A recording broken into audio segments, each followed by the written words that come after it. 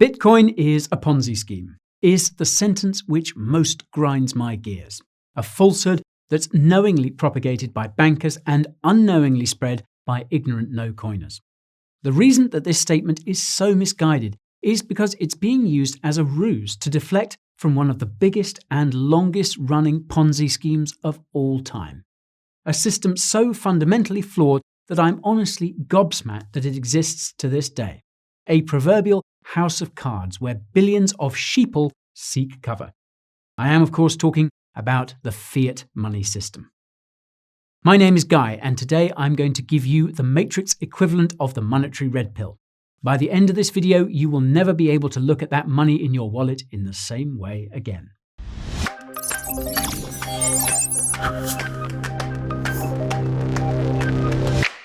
Before we enter the matrix, we need to make sure it's safe to do so. Although I may be the one, I am not a financial advisor. That means that nothing in this video should be considered financial advice. It is purely for educational and entertainment purposes. Now, with that out of the way, I'd like to take the time to welcome all of those new to the Bureau. My name is Guy, and it's my mission to teleport you into the amazing world of crypto. News, reviews, overviews, anything you choose, as long as it's crypto, I'm your bro. So, if you want to join me on that mission, you can sign up by smashing that subscribe button. Ping that bell as well to let the YouTube architects know you'd like to be plugged in 24/7. And finally, I know that this journey can be a long one. That's why we have these timestamps down over here in the timeline. I've placed them there exclusively for your convenience. Feel free to use them to jump to the sections that most interest you. Okay, are you ready? Let's load this baby up. Let's start with a bit of a refresher course on fiat money. Most people associate the money in their pockets and bank accounts as fiat money, but in reality, the concept is much broader than that. You see, money as a concept has been around for hundreds of years. Paper money first started being issued in 1697 by the Bank of England. US dollars started hitting the scene in 1792 per the Coinage Act. Prior to this, coins made from gold and silver were used as the monetary medium in society. However, with the introduction of paper money, these banks could issue bills that were a lot easier to denominate, store, and spend. They were a lot easier to be used as, well, money. However, there was one key thing you always had with this centrally issued money. It was backed by some reserves. This was what was termed the convertibility of the money. Those dollars in your hand could theoretically be exchanged for a certain quantity of some precious metal. In most cases, this was gold. This is where the term the gold standard comes from. It created a certain level of confidence among those that held it that there was certain value behind it. The money in your hands and that which was in your bank had some sort of intrinsic value. Not only that, but a strict adherence to the gold standard would limit the potential for damaging inflation. This is because the amount of money supply in the system is naturally limited by the amount of gold that is kept in reserves. Of course, the gold standard's biggest advantages can be seen by some as disadvantages.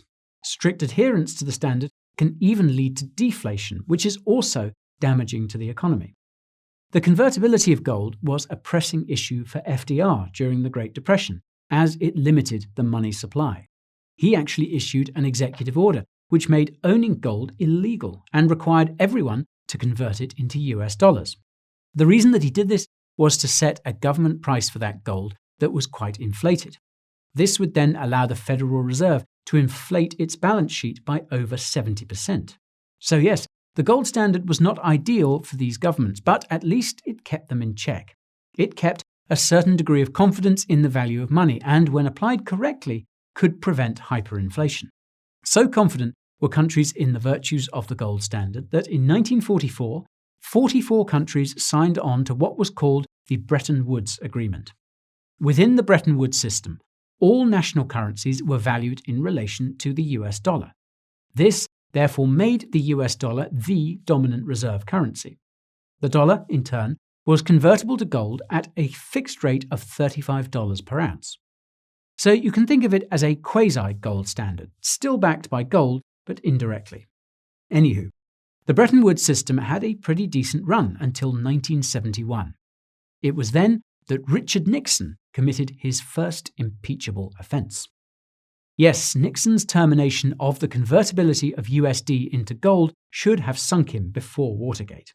This is because Nixon set the wheels in motion for the current fiat money system that we know today, a glorified confidence game backed by nothing. So, what exactly happened? Well, in August of 1971, Nixon said that the US would, quote, suspend temporarily the convertibility of the dollar into gold or other reserve assets, except in amounts and conditions determined to be in the interests of money stability and in the best interest of the United States. Well, it turns out that that temporary suspension became permanent, and it ended any sort of illusion that the US dollar, and by extension 43 other currencies, were backed by gold. In fact, the US dollar was backed by nothing. From then on, money only had value because the Federal Reserve and the US government said it did. It was a piece of paper that people agreed between themselves had a certain value.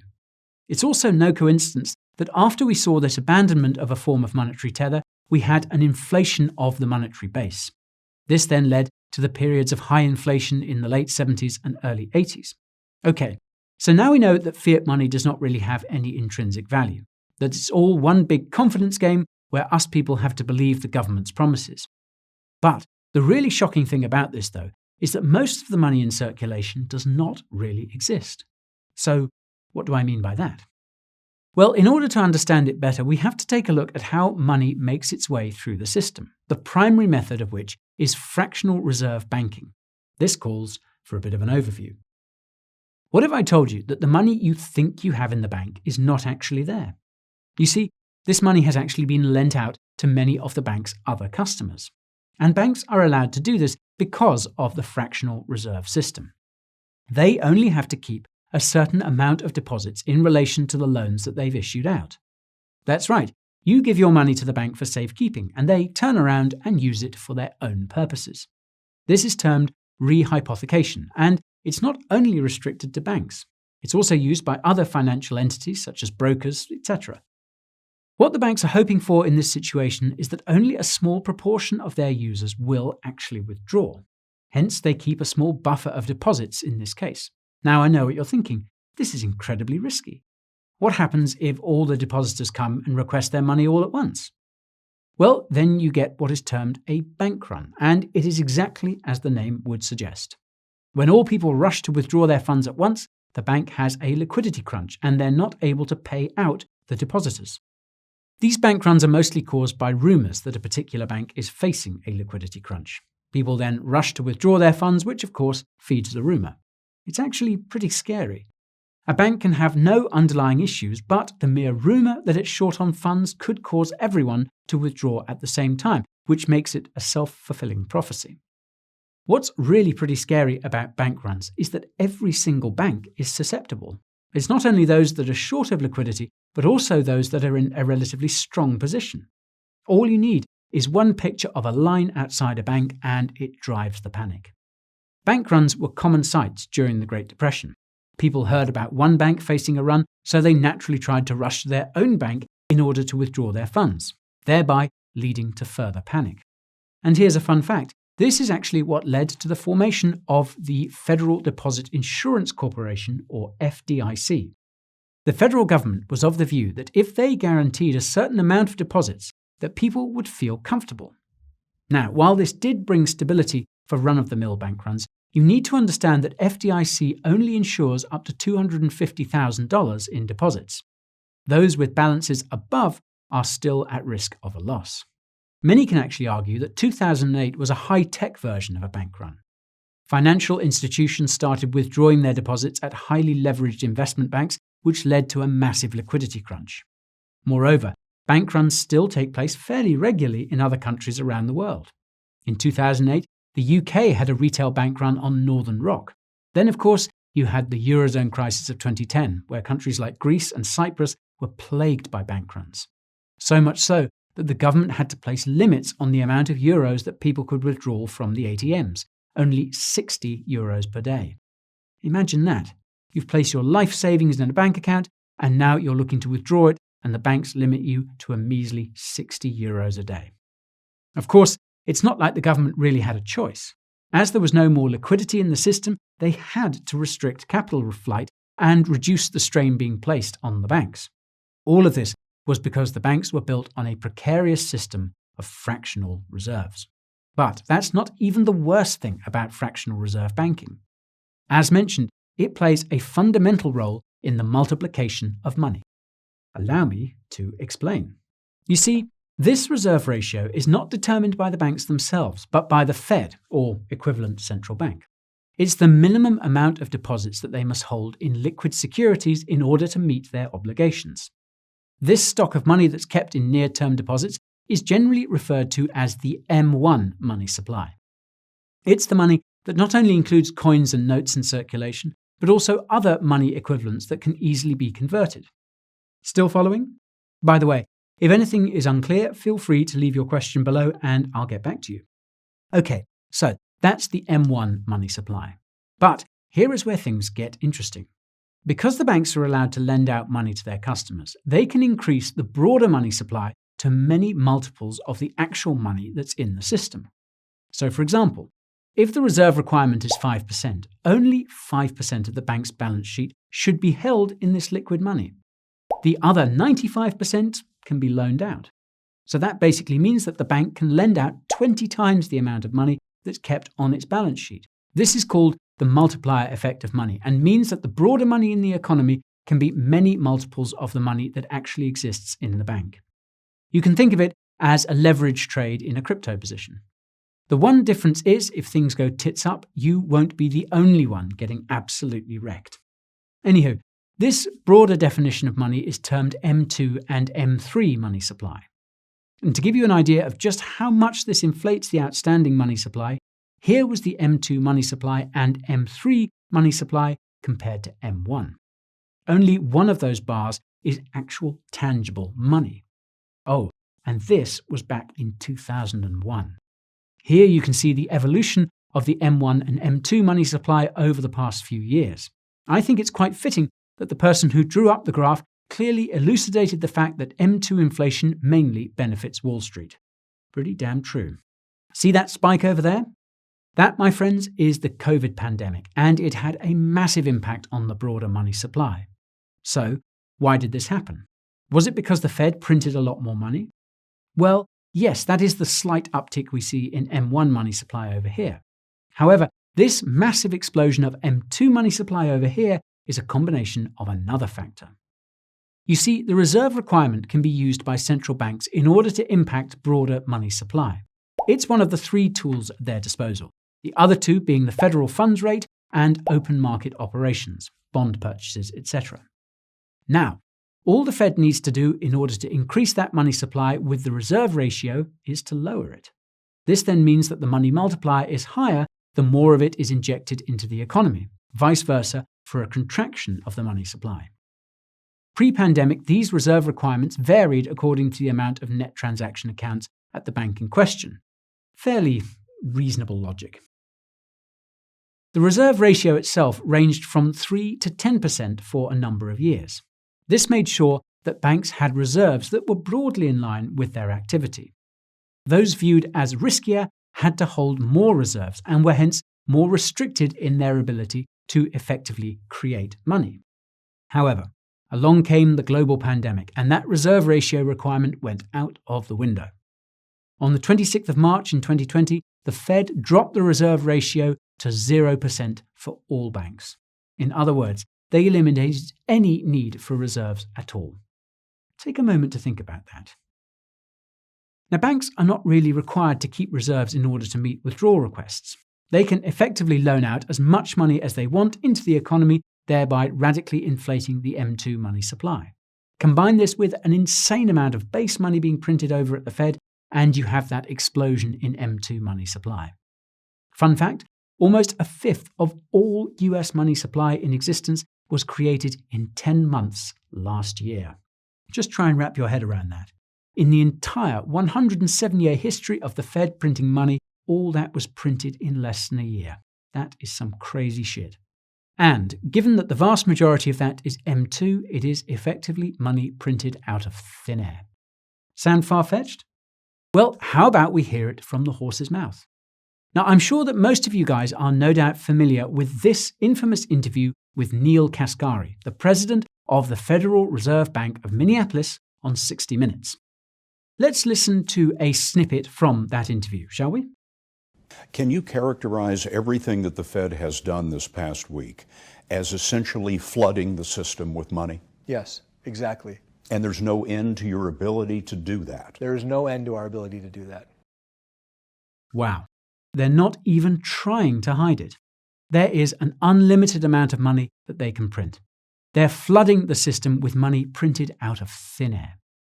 Okay, maybe this Neil chap had a bit of an honest moment and spilled the beans. So I wonder what our main man, Jay Powell, had to say in his 60 Minutes interview. Simply flooded the system with money. Yes, we did. That's another way to think about it. We did. Where does it come from? Do you just print it? We print it digitally. So we as a central bank, we have the ability to create money. I love the point where he admits to flooding the system with money. Almost as if to say, I can't keep this charade up anymore. You got me. So yes, the cat is out of the bag, and there is no way of getting that sucker back in. That is because, like herding cats, once free money and easy credit are out there, it's quite hard to rein them back in, at least without some economic damage. However, leaving all that funny money in the system is also risky. This is because it can lead to some pretty crazy levels of inflation. This is especially the case when it comes to a post-COVID world where an excess money supply is chasing limited goods. I've actually covered this inflation topic in depth in a video which I did last year. You can watch that by clicking the link in the top right of the screen. So, it's quite clear that I'm no fan of fiat money. Yes, I use it, but purely out of necessity. I most definitely do not park it in a bank account because I know they're going to lend it out. Now, you may be asking yourself, okay, Sherlock, how do I secure my wealth? Well, I'm sure that you can no doubt guess what I'm going to say. Yeah, Bitcoin is the store of value that fiat wishes it was. There are so many reasons for this, but let me start with the most obvious of all. Bitcoin is limited in supply. There are only ever going to be 21 million Bitcoin mined. This is a protocol-defined limit that cannot be adjusted. This is because Bitcoin is governed by code. There is no single individual or even a group of individuals that can change this limit. They also cannot change the rate at which new Bitcoin is mined. Block rewards are also protocol-defined. 6.25 Bitcoin are mined per block every 10 minutes. This block reward number also decreases at every halving event, the most recent of which was May of last year. There's no funny business going on here. It's just that simple. Moreover, when you keep Bitcoin in your own wallet, what you're effectively doing is becoming your own bank. You are the only person who has the ability to unlock Bitcoin with your private key. This is quite the opposite of the example I mentioned with money in the bank. Those funds are owned by the bank, and the bank does what the hell they want to with that money. It even lends it out and inflates the money supply because, well, it can. Another reason why I prefer Bitcoin is because it is fully transparent and immutable.